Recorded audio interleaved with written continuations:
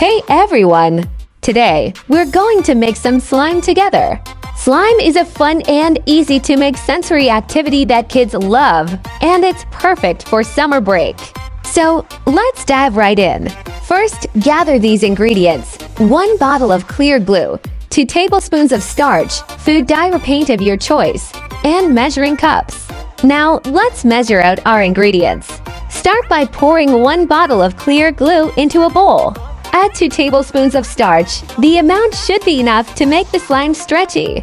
Mix it really well to prevent lumps. Next, add a few drops of food dye or a tiny bit of paint to give your slime some color. Mix it thoroughly until you have a uniform color. Finally, it's time to add the slime-making ingredient, baking soda.